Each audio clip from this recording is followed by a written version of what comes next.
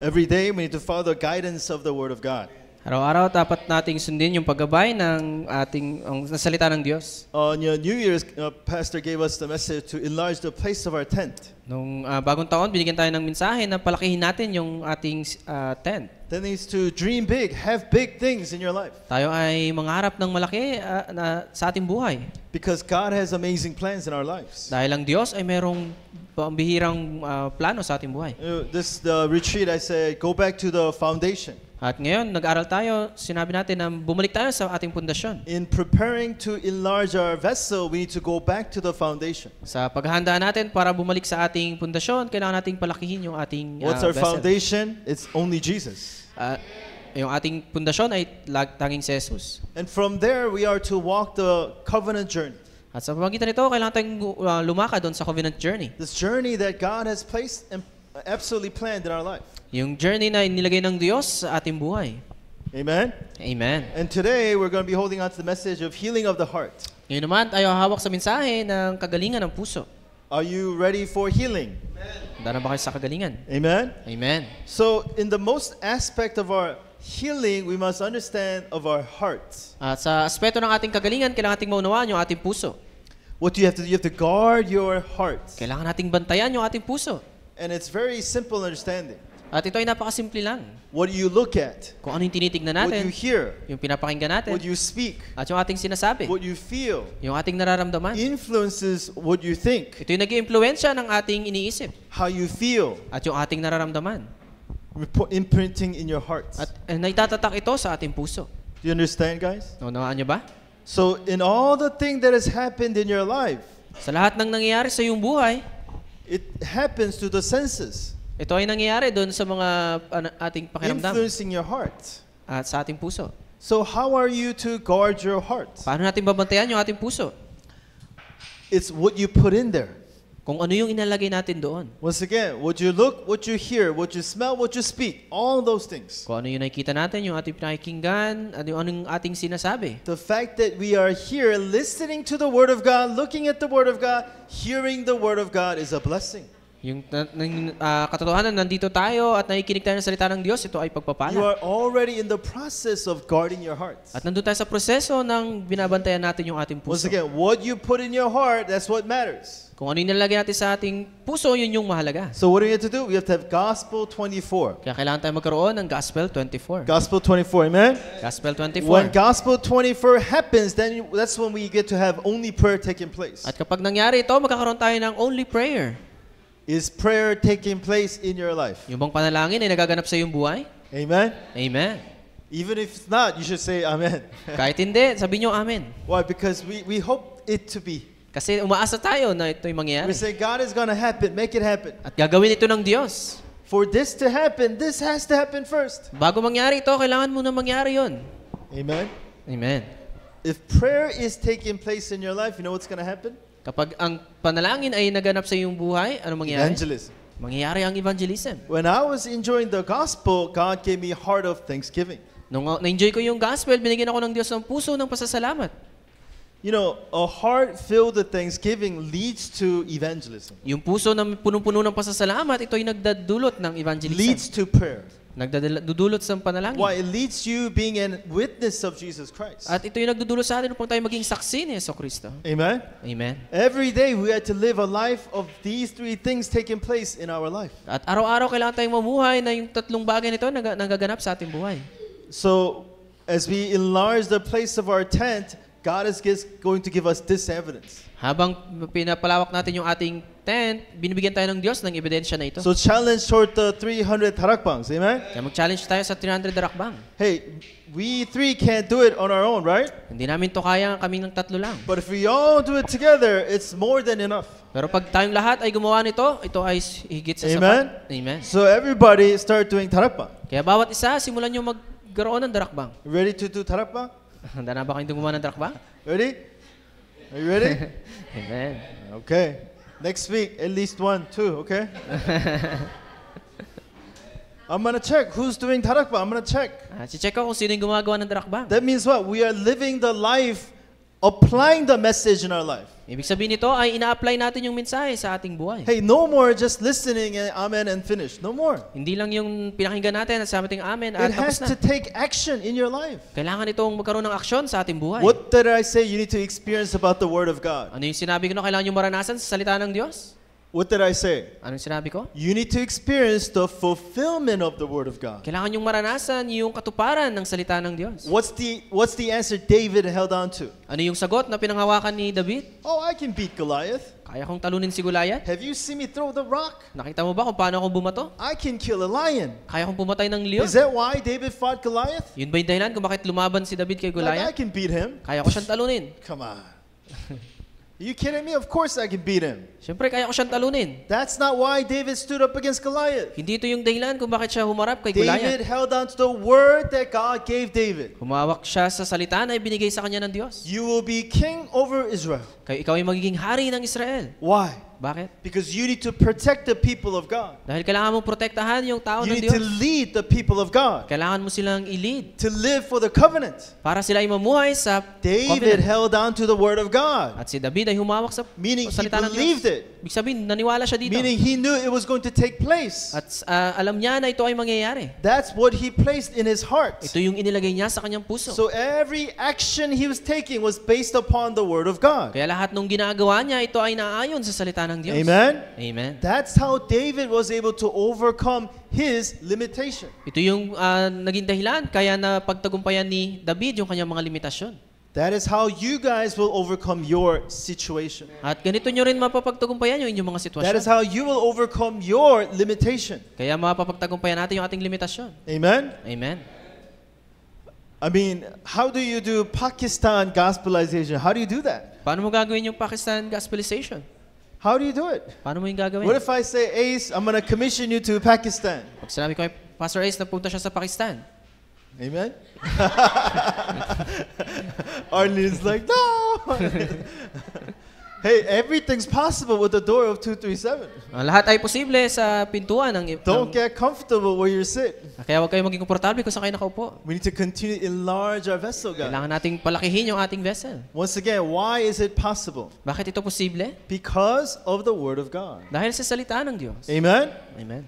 Do not limit the power of God. Huwag nating limitahan ang kapangyarihan ng Diyos. Don't limit what God can do in your life because of your situation. Huwag mong limitahan yung kayang gawin ng Diyos sa iyong buhay dahil sa iyong sitwasyon. Truly hold on to the Word of God. Amen? Tunay tayong humawak sa salita ng That's Diyos. how you need to guard your hearts, guys. Ito yung paano natin babantayan yung ating puso. Because Satan wants to penetrate your heart. Dahil si Satanas gusto niyang pasukin ang iyong puso. He wants you to say, hey, it's not gonna work. Gusto niyang sabihin na hindi yan mangyayari. It's not possible. Hindi yan posible. He wants to put unbelief in your hearts. Gusto niyang maglagay ng kawalan ng pananampalataya sa It's iyong never puso. going to work. Hindi yan mangyayari. I'm not good enough. Hindi ako sapat. See, all those answers, he's putting it focused on you. At lahat ng ito ay ginagawa niya at para ikaw ay mag-focus sa iyong sarili. We need to put our focus on gospel. Kailangan tayo nakafocus sa gospel. Amen? Amen. So one thing we need to understand that, number one, let's read it together. Scars Scars leads leads to to conflicts. So what does that mean? Ano ibig sabihin nito? If we don't correctly understand our scar, it's going to have a circle of problems. Pag hindi natin naunawaan yung ating scar, ito ay magkakaroon ng paikot-ikot lang na problema. Let's really understand what really is a scar. Ano ba talaga yung scar? It's an area in your life where gospel has not taken over. Ito yung area sa ating buhay kung saan yung gospel ay hindi nagaganap. Now let's say me and Ace has a problem, Halimbawa kami ay merong problema. and I'm going, what's wrong with him? At sabi ko, anong problema When niya? is he gonna change? Ba't hindi siya nagbabago? Why did he say that? Bakit niya sinabi yun? Why did he do that? Bakit niya yun ginawa? Oh, I hate him. At galit ako sa kanya. What has happened? Ano nangyari?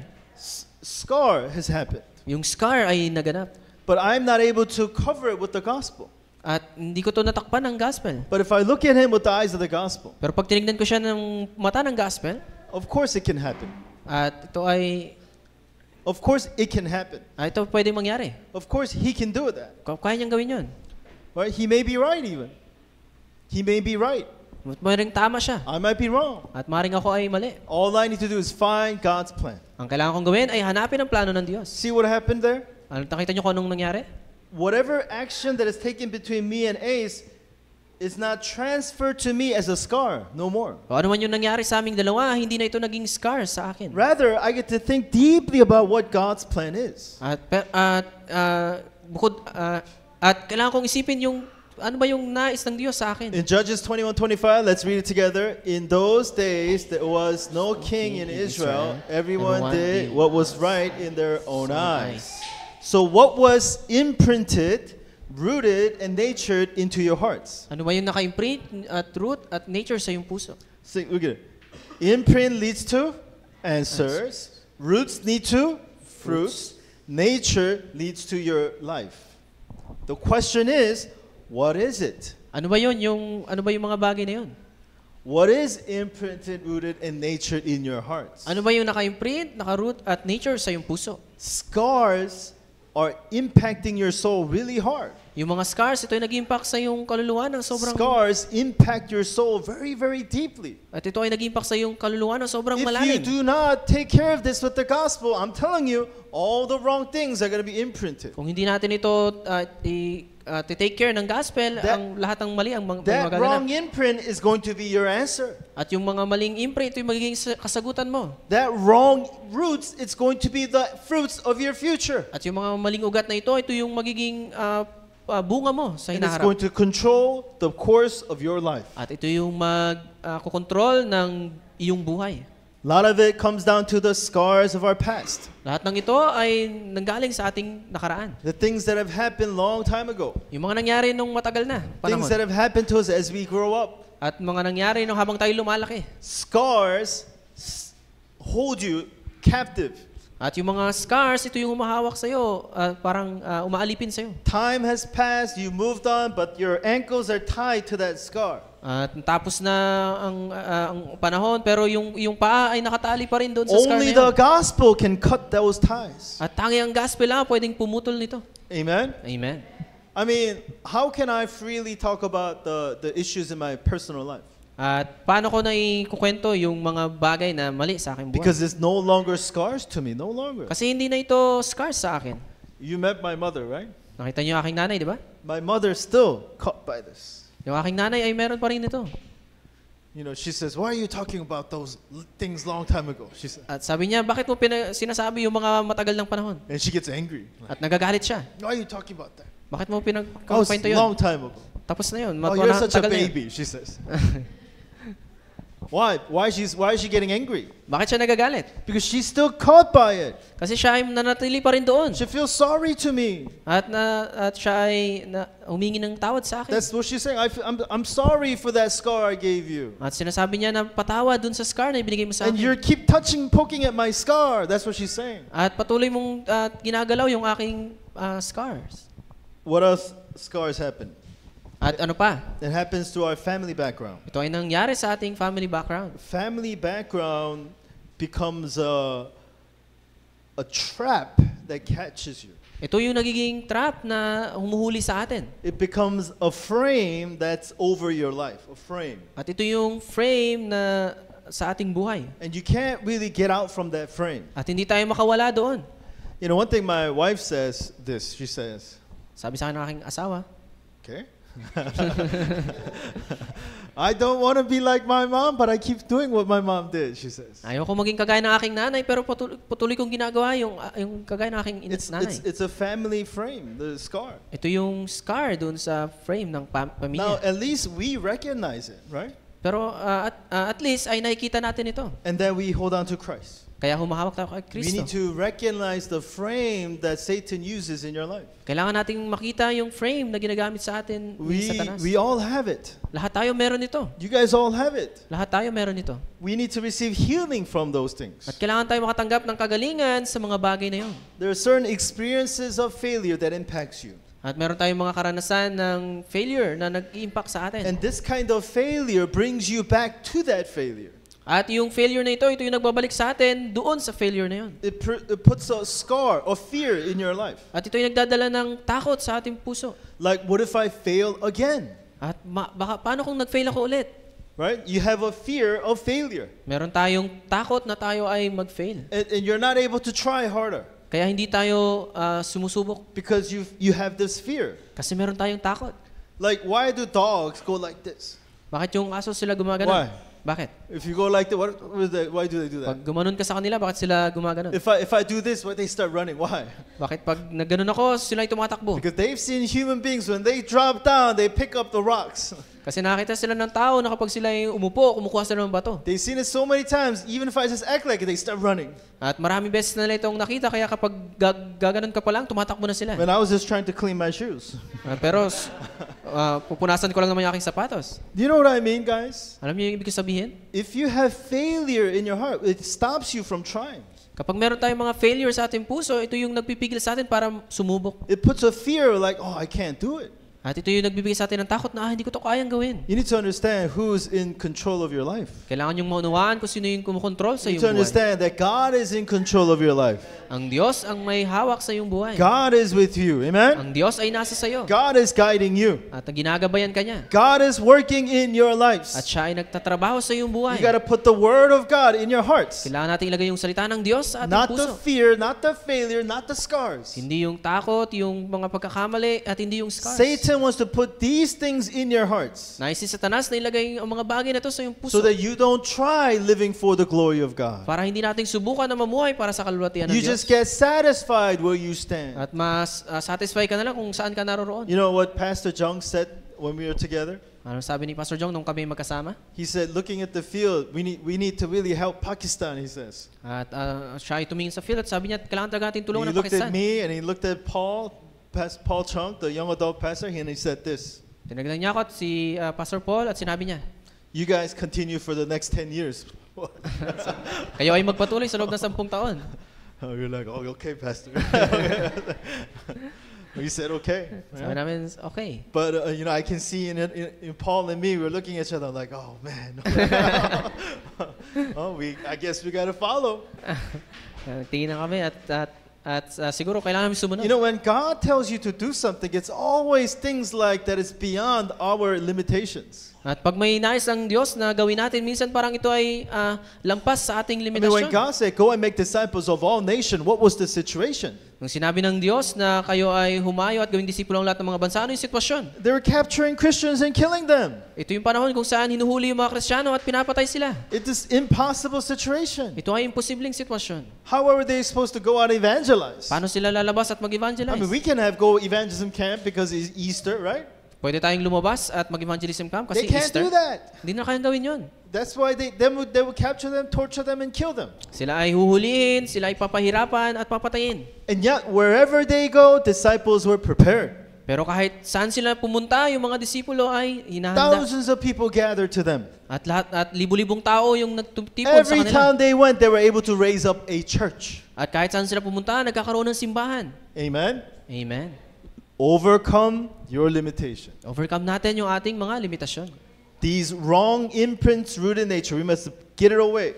Yung mga maling imprint, root at nature, kailangan natin itong alisin. The wrong things is going to put us in a cycle of failure. Yung mga maling bagay, ito yung magdadala sa atin dun sa paikot-ikot na This failure. up and down kind of faith. Yung up and down, taas baba na pananampalataya. You guys are not children anymore. Hindi na kayo mga bata. Amen? Amen. Amen? Amen.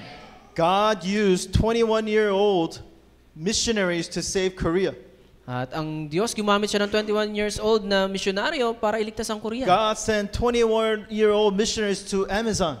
21 years old na missionary dun sa Amazon. John Calvin was in his early 20s when he wrote all these theological masterminds. Si John Calvin, siya ay nasa 20s nung sinulat niya yung mga theological Do you know what I mean, guys? something. Alam niyo ang ibig sabihin? Something has happened to this culture where now young students are not able to do anything. So merong nangyari dito sa kultura natin ngayon na yung mga estudyante, wala na silang kayang gawin. You guys can do amazing things for the kingdom of God. Amen? Kaya yung gumawa ng pambirang bagay sa kaharian ng Diyos. Just overcome your scars. At kailangan lang nating ma-overcome yung ating mga scars. Now, number 2. Pangalawa, Our past become doors to the future. yung ating nakaraan, ito yung pinto ng ating nakaraan. So keep in mind, hinaharap.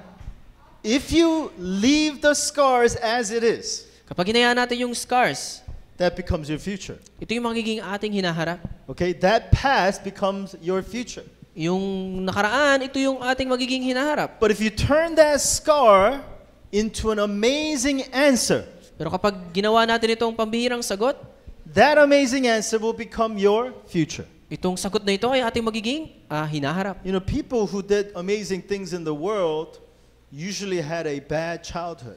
Karamihan ng mga tao na gumawa ng mga magagandang bagay sa mundo, sila yung mga may hindi magandang pagkakabataan. My pastor said, great leaders have kind of a messed up wives.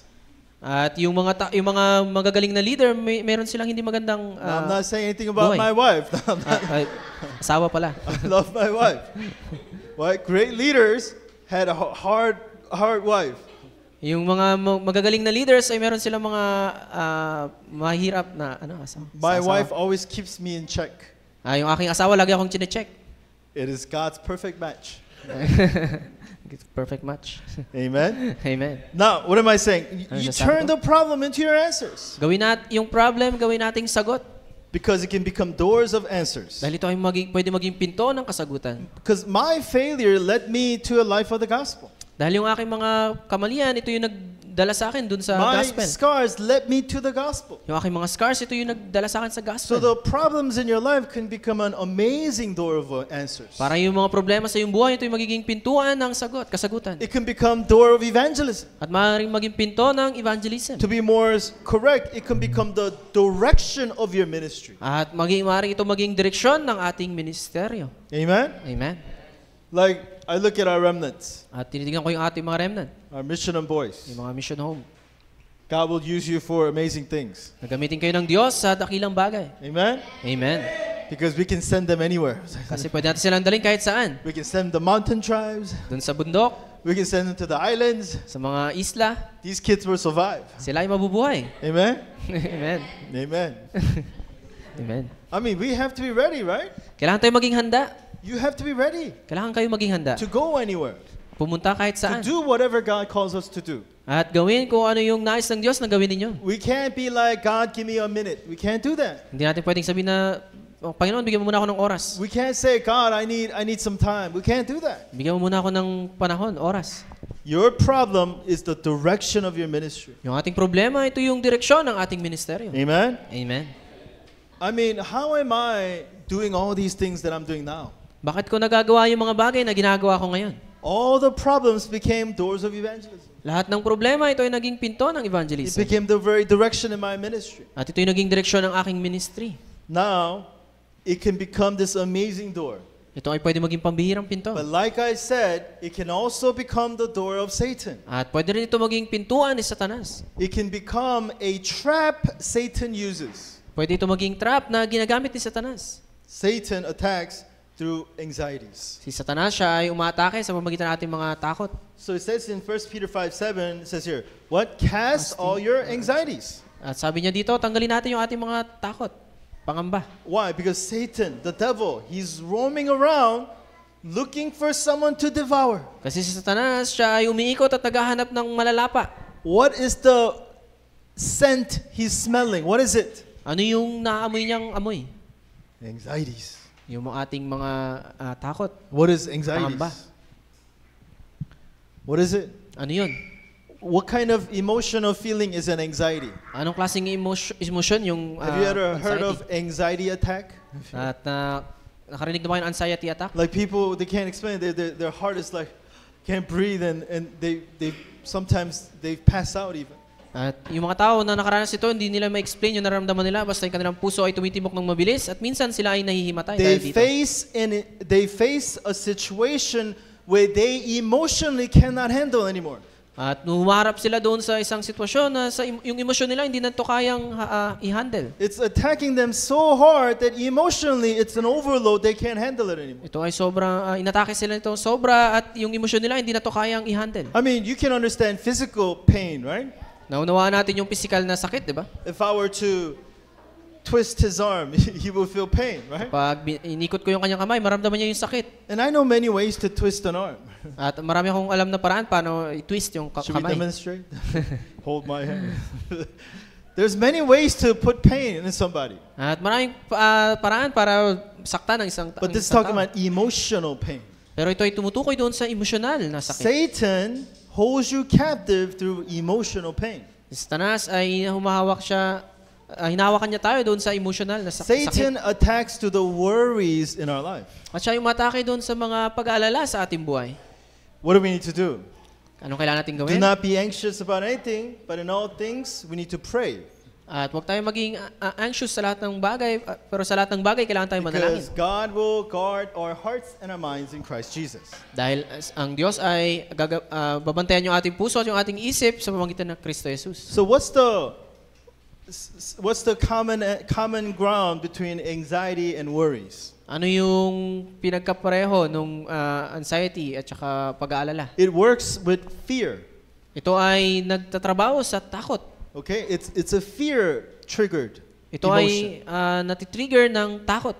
What if this happens? Paano kaya pag nangyari ito? Right? What if this doesn't happen? Paano kaya kung hindi ito nangyari? What if I don't pass? Paano kaya kung hindi ako nakapasa? Or what if he breaks up with me? Paano kaya kung hiniwalayan niya ako? What if she leaves me? Paano kaya pag iniwan niya ako? You know, there are a lot of that happening in the young adult in Korea. Karamihan yung nangyayari doon sa mga young adults sa Korea. Young adult department is now 1,000 members. Yung mga young adult ngayon, nasa 1,000 na sila. And everywhere in the world now, more women than men. At mas marami na yung babae kaysa sa lalaki. So it's good news for you guys. So a lot of these people are dating and breaking up and then dating someone. Kaya maraming nagdi-date, tapos naghihiwalay, tapos iba na naman ulit. Funny story I want to tell you. Merong nakakatawang kwento. A pastor called Paul Chung. At yung isang pastor, tinawagan si Pastor. He said, hey, young Chung. adults are not marrying. It's a problem. Yung mga young adult, hindi nagpapakasal. Yun ang You know, they problema. need to get married, have babies so that our church can grow. Dapat sila magpakasal at magkaroon ng anak para sila ay ang simbahan natin lumaki. But you're doing so much training, they're not getting married. Kaya lang sobrang daming training kaya hindi sila nagpapakasal. Pastor, Paul said to the other pastor, Kaya sinabi ni Paul dun sa isang you are pastor, absolutely mistaken. ikaw ay nagkakamali. It is not my fault that they cannot get married. Hindi ko kasalanan na hindi sila makapagpakasal. It is not my fault that the women are not attractive. Hindi ko kasalanan na yung mga babae ay hindi attractive. It is not my fault that guys have nothing to show the women. At hindi ko kasalanan na yung mga lalaki wala silang may pakita sa mga babae. He said that. Yan sabi niya. He attacks through worries. Okay. Umatake siya sa mga pag-aalala. But you know what I mean? Fear, guys, fear. Yung takot. You guys all have it, don't you? Meron kayo dito, di ba? What's that fear you have inside? Ano yung takot na meron kayo sa loob niyo? Oh, what if Pastor Tom finds out? Paano kayo pag nalaman ni Pastor Tom? I already know. Don't worry. Alam ko na. I already know. Okay. Alam ko na. I have seen everything. I have heard everything. Nakita ko na ang lahat at narinig ko na There's ang lahat. nothing you can do to surprise me. All Wala right. kayong pwedeng gawin para magulat. So just tell me. All right. Kaya sabihin niyo na lang. You know what I mean? Fear works in your hearts. Yung takot ay nagtatrabaho sa ating buhay. That's what anxiety and worry come from. Doon nagsisimula yung anxiety at yung You know what pag-aalala. Jesus said? Take heart, I have overcome the world. Sabi ng Diyos, maging matapang ka dahil napagtagumpayan ko na ang mundo. Amen? Amen. That God is with you, Ang Diyos ay nasa sayo. you have nothing to fear. Wala kang dapat ikatakot. The great judge in the highest seat of judgment says, you are righteous. Yung dakilang hukom na nakaupo sa hukuman, siya ay sabi niya, ikaw ay matuwid. Amen? Amen. That's the kind of understanding we need to have. Ito yung kailangan na maunawaan natin. Satan attacks through anger. At siya yung maatake sa pamagitan ng galit. It says here, let's read together, be angry and do not sin. Do not let the sun go down on your anger and give an opportunity to the devil. So what is anger, guys? Ano ba yung galit? Anger works in not remembering grace. At yung galit ito ay nangyayari kapag hindi natin inaalala yung biyaya. You have been forgiven from what? Ikaw ay pinatawad mula saan? Eternal condemnation. Mula dun sa walang hanggang kaparusahan. Amen? Amen. That is the basis for our forgiveness. Ito yung basihan natin sa ating pagpapatawad. So do not sin and fall into anger. Kaya wag tayong magkasala sa pamagitan ng galit. Because you are ignoring God in that anger. Dahil ini-ignore natin ang Diyos sa ating galit. You are ignoring the work of Jesus Christ in that anger. Yung trabaho ng Diyos ay binabaliwala natin dahil sa ating galit. So we talk about healing, guys. What is healing? At pinag-usapan natin yung kagalingan. Okay, I'm sorry. Pasensya na. I'm sorry for what I've done. Pasensya na sa aking mga nagawa. Never do it again. Hindi ko na ulit ito I love gagawin. you. I love you. Mahal kita. All right. Is that healing? Yun ba yung kagalingan? So he feel, I feel so okay. Okay, I accept your apology. Ito pang maramdaman niya at tanggapin niya yung iyong Is that paghingi ng healing? tawad. Yun ba yung kagalingan? That's not healing. Hindi yun kagalingan. Healing is understanding grace. Yung kagalingan, ito yung maunawaan mo yung biyaya. I have received the love of God. Natanggap ko yung pag-ibig ng Diyos. That's healing, guys. That's it. Yun yung kagalingan. That's it right there. That's it. Yun. It does not depend upon what he does or what he doesn't do. Hindi yun nakadepende kung ano yung ginawa niya at kung ano yung hindi niya ginawa. It doesn't depend about what has happened in my life. It's not. Hindi yun ang nakadepende kung ano yung nangyari sa iyong buhay. We need to overcome all those things. Kailangan natin mapagtagumpayan yung lahat ng bagay na yun. Because why? It's a door of Satan. Dahil ito yung pinto ni Satanas. You forget about grace, it becomes door of Satan. Pag nakalimutan natin yung biyaya, ito ay magiging pinto ni Satanas. Satan ultimately attacks through unbelief. At si Satanas, siya yung umatake doon sa kawalan ng pananampalataya. What does he do? Anong ginagawa niya? He blinds the mind. At tinatakpan niya yung isip. Right? Keeps them from seeing the light of the gospel. Para hindi natin makita yung ilaw ng gospel. I mean, that's all he has to do, right? Yun lang yung bagay na kailangan niyang gawin. All he has to do is keep you from seeing gospel. Ang kailangan niya lang gawin ay hindi mo makita yung gospel.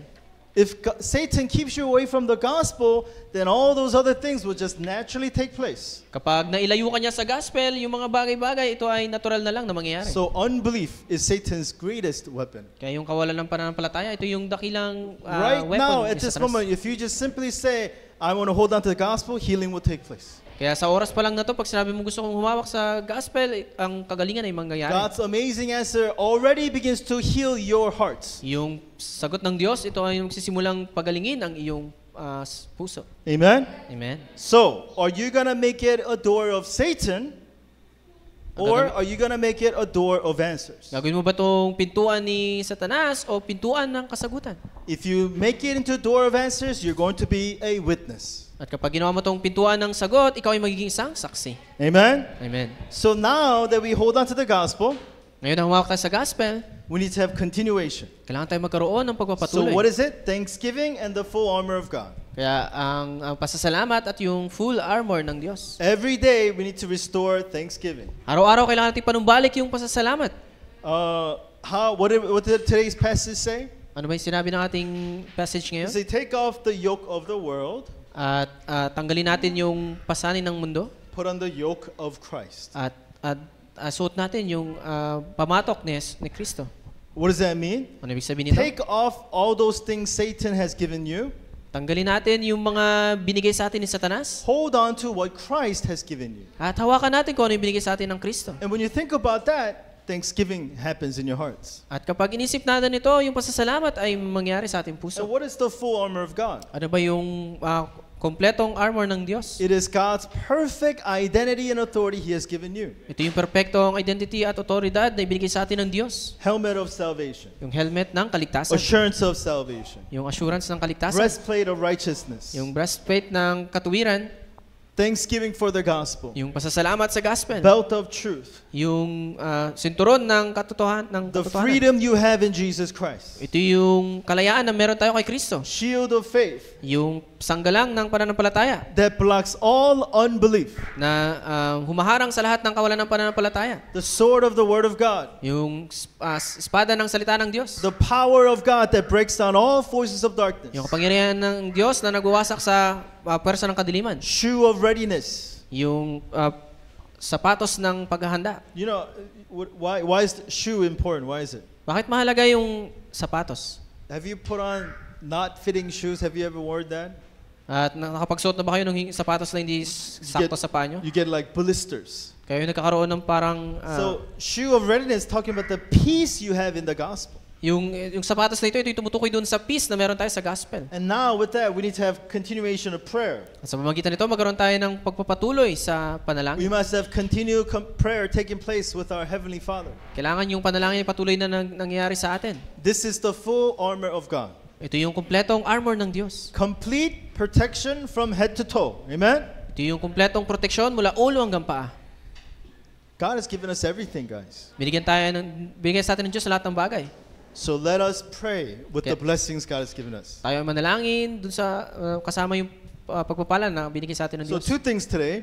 Dalawang bagay. We all have scars. We all do. Lahat tayo merong scars. What are you going to do with it? Anong gagawin natin dito? Are you going to let that become a door of Satan At or a door of answers? Hayaan ba natin ito na maging pintuan ni Satanas o pintuan ng kasagutan? Door of answers. Amen? Pintuan ng kasagutan. So in conclusion, Ating konklusyon, not offering. Become a witness of true healing. tayo ay maging saksi ng tunay na kagalingan. Let the world see the healing God has done through you guys. Nahayaan na mo yung mundo na makita yung kagalingan na ginawa sa'yo ng Diyos. Amen? Amen. Don't show the world the scar that you have. Huwag mo ipakita sa mundo yung scar na meron ka. Show the world the healing you have through Jesus Christ. Ipakita mo sa kanila yung kagalingan na meron ka kay Jesucristo. Amen? Amen. We have a covenant journey to glorify God together. Meron tayong covenant journey upang lalwatin ng Diyos sama-sama. We are on a journey together to raise up true disciples together. Tayo ay nasang lakbayin upang magtayo ng mga tunay na disipulo. Let's us become witness of true healing. Tayo ay maging saksi ng tunay na kagalingan. Amen? Amen. Heavenly Father, we thank you so much. Ama sa langit, salamat po. Bless all of our brothers and sisters gathered here. Palain niyo po yung aming mga kapatid na nagtipon dito ngayon. Whatever problems and scars that they may have, to help them to find true healing through the gospel. Ano man po yung mga problema at scars na meron sila, tulungan niyo po sila makahanap ng tunay na kagalingan sa Help gospel. us to become witness to bring healing to other people. Tulungan niyo po kami maging saksi upang magbigay ng kagalingan sa ibang mga tao. We thank you and love you. We pray this in the name of our Lord Jesus Christ. Salamat po ito ang aming panalangin sa pangalan ni Jesucristo. Amen. Amen.